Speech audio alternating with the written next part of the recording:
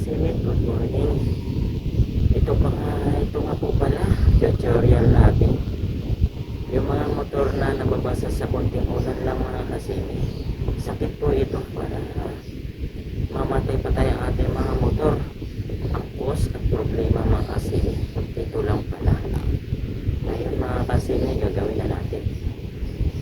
Kasi nabuksan ko na po ang takip na spark plug mga kasimit. Ay may tubig na po. Positive na ito. Yan mga kasimit. Ito.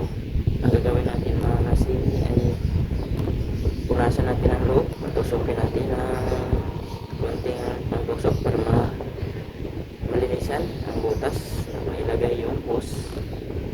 Puro ko sa inyo mga kasimit. Ito.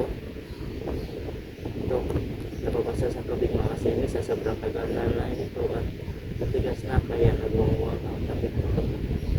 Yung produktong mga kasimit. Ito yung para dito. Ito mga kasimit. Ito. Yan.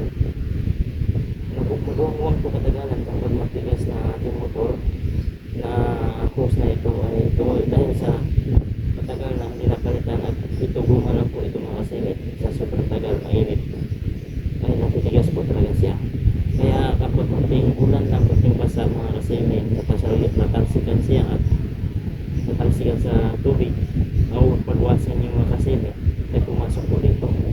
Yun nga po mga kasimit, pagbukas natin kanina ay dami po talaga tubig.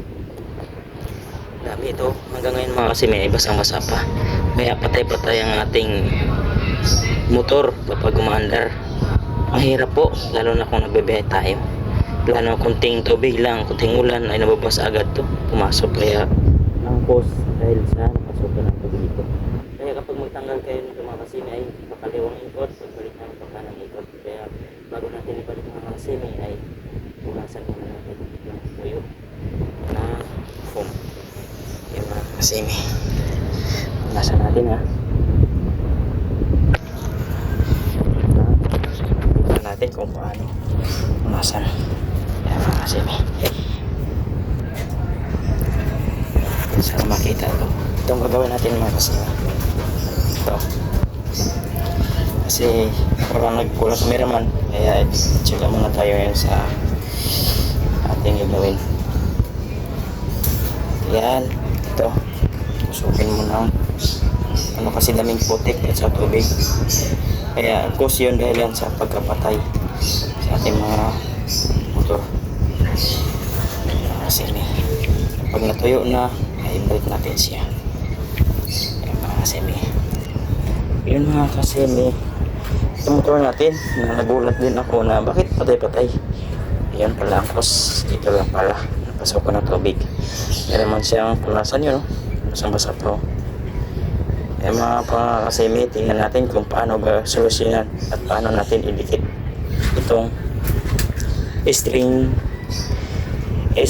wire tube. Papasok natin ito mamaya kasama doon sa hose para masolusyonan natin ang problem. Tapos initin natin. Eh mga kasimi, tabayan natin ha. Yun mga kasimi, ilagay na natin to. Ilagay natin ito mga kasimi. Ito yung protection para hindi na mapasukan ng tubig kasi maluwag na yun eh. Lagay natin to. Yan. Iwan ko kung magkasya kaya to. Ang diskarte nito mga kasimi ay nakaganon yan. Pagpasok niyan ito, tapos initin. Yan, pasok mo yan, pagkana ng ikot niyan. May pasok mo to. Ang problema, baka hindi papasok.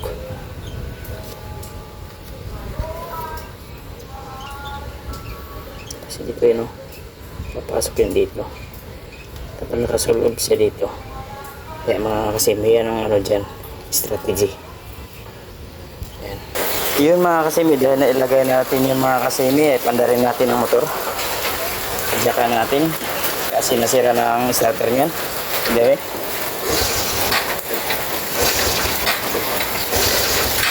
Oy. Hindi pala nakasusi. Kasi yan. Ayun, one click na. Rinig nyo naman mga kasimi.